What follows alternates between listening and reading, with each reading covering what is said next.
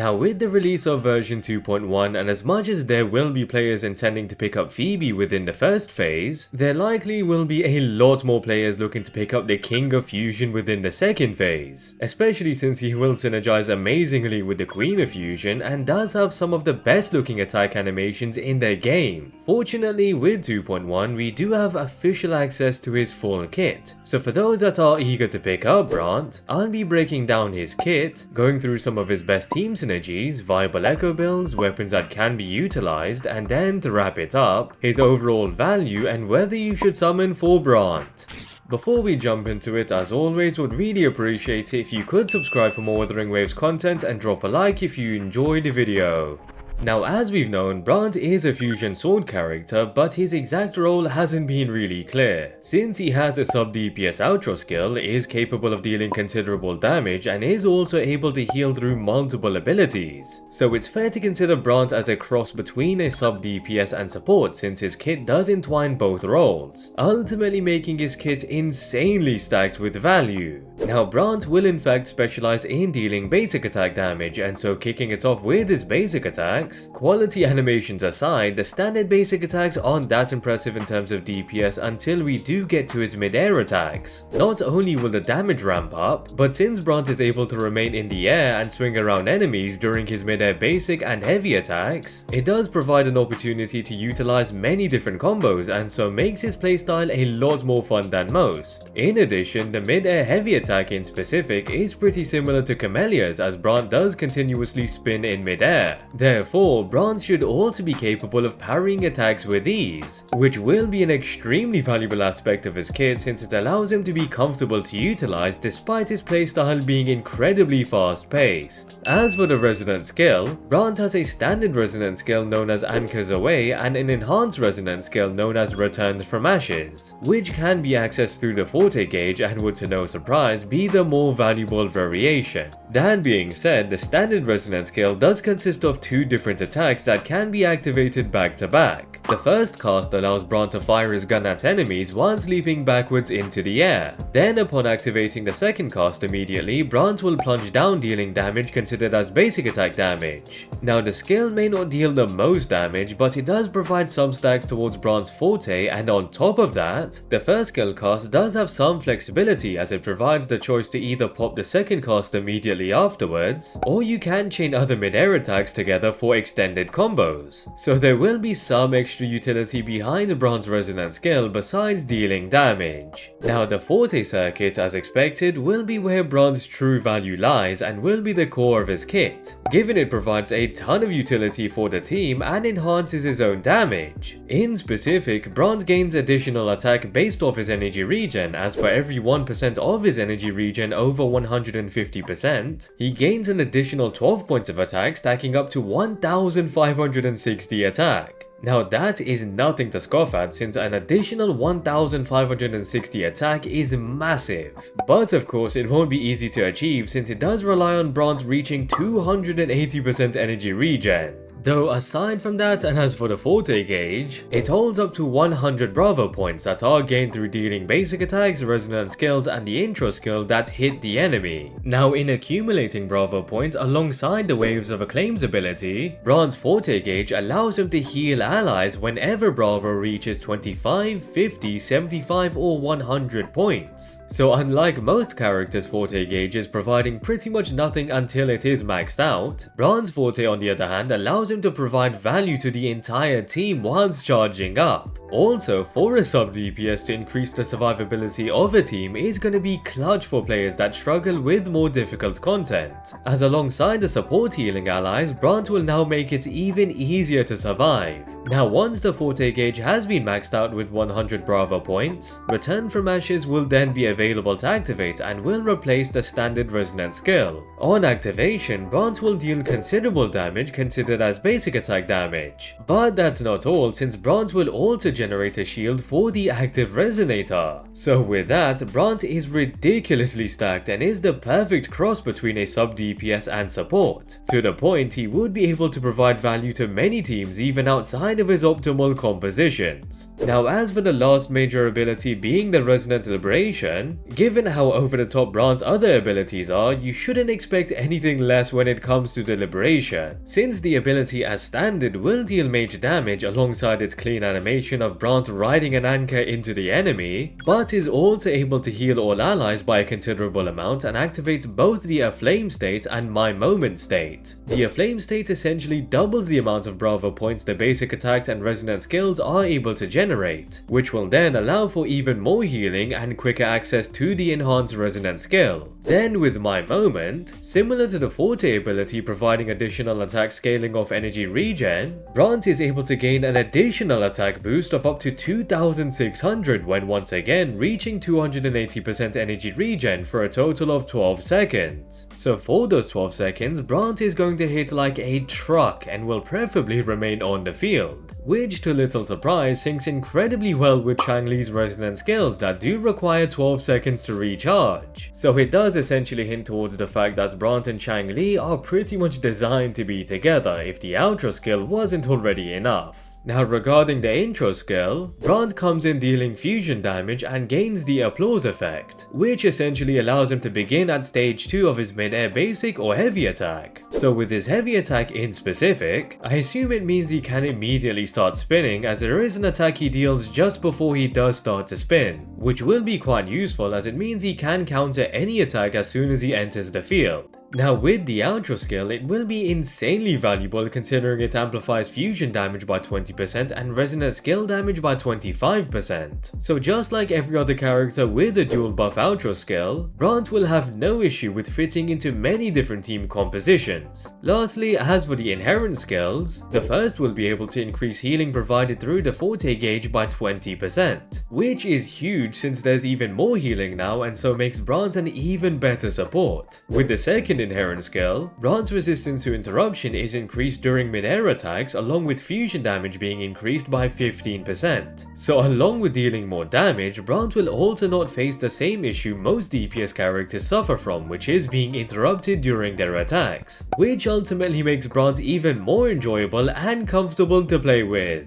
Moving on to team synergies, and given the outro skill, it will be pretty obvious who Brant will synergize with the most. Changli and Brant will be the best duo without a doubt, considering Changli's damage does scale off fusion and resonant skill damage, which Brant's outro skill will literally be capable of amplifying. So with that, the more conventional best team would be Changli, Brant and the Shorekeeper, since the Shorekeeper will heal and buff everyone's damage, whilst Brant can provide additional healing with a shield and a stacked outro buff for Changli to then pop off. However, if you do find the healing to be a bit overkill and you are skilled enough to not require it, then you could slot Brant into the support role to be the dedicated healer, whilst Changli would be the secondary DPS for another main DPS, such as Encore, XiangliYao or Carlotta. So pretty much there are quite a few different team compositions for Brant and Changli. Ultimately, if there was another fusion DPS releasing later on that scales off liberation damage and can increase fusion and basic attack damage with their outro skill, then that DPS character with Changli as the secondary DPS and Brant as the support will be the best possible fusion team composition.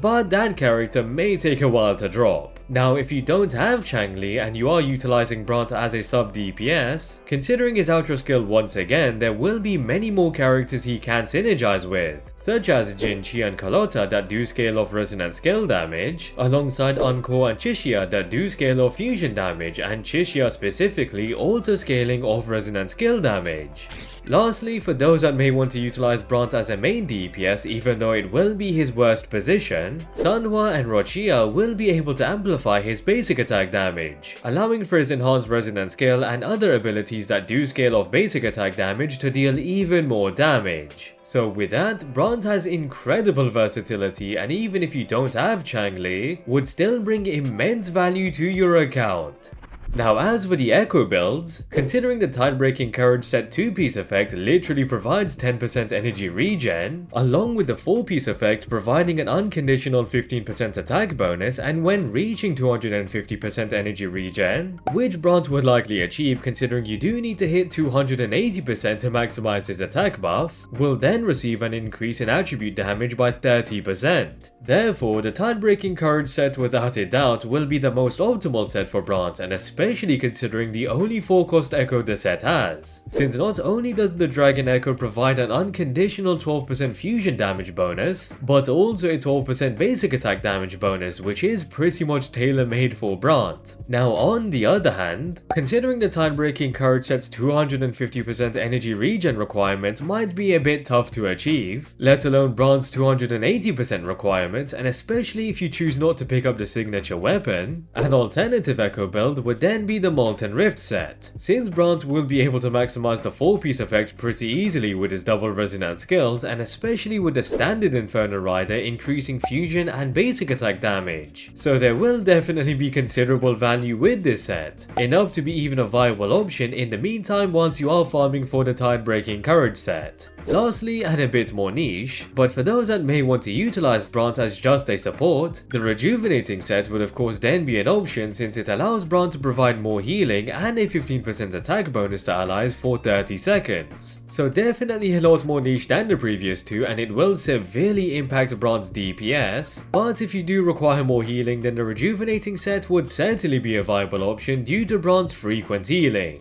Now as for the echo stat to prioritize on the Tide-Breaking Courage build, either crit rate or crit damage will be the best to aim for on the 4-cost echo, energy regen would be essential on the 3-cost echoes due to Brant's high energy requirement, and attack percent would be perfect for the 1-cost echoes. As for substats, crit rates, crit damage and energy regen will be the most important substats to aim for, then basic attack damage bonus following afterwards, and attack percent to finish off a perfect echo. Finally, as for the weapons Brant can utilize, the signature weapon as usual can be expected to be the best in-slot option, but with Brant's case and his insanely high energy requirement, it likely will be more necessary than other signature weapons since it will certainly have a high energy regen main stat similar to the Shorekeeper's weapon. Also, since the only other one-handed sword that provides an energy regen main stat is the Overture, which is a 4-star weapon that provides 51.8% energy regen and 8 Calcharo energy through the passive at base level every 20 seconds. So alongside the Tide-Breaking Courage Echo build, the Overture will be the best alternative weapon for Brant since it allows you to reach the highest amount of energy regen without the signature and for quicker rotations. Additionally, despite its low base attack since it is a 4-star weapon, the fact that Brant receives a huge attack buff scaling off energy regen through the Forte circuit, the low base attack may then not be that detrimental and so makes the Overture a great alternative.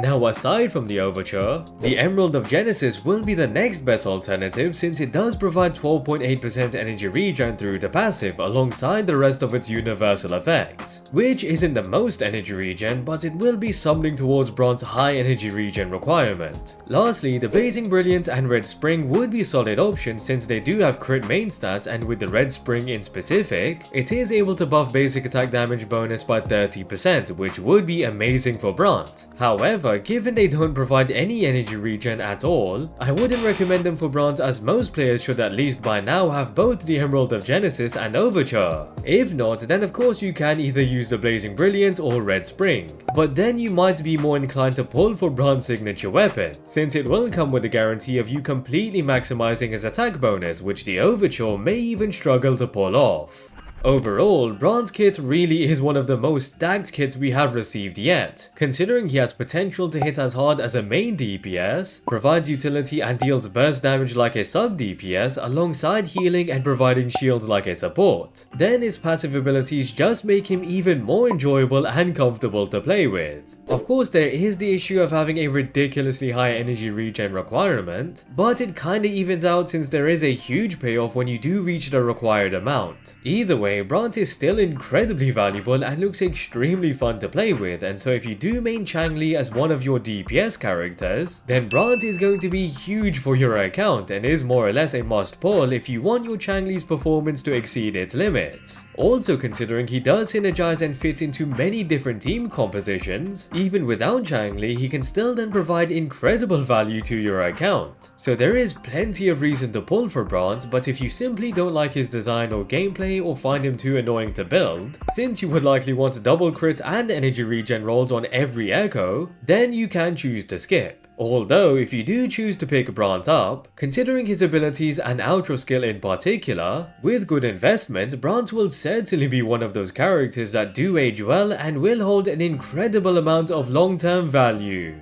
And with that, I hope you guys enjoyed the video. Would really appreciate it if you could subscribe for more WutheringWaves content, and if you enjoyed the video, drop a like. Also, drop a comment down below on whether you do intend to pick up Brant or will you be skipping. And yeah, hope to catch you guys later.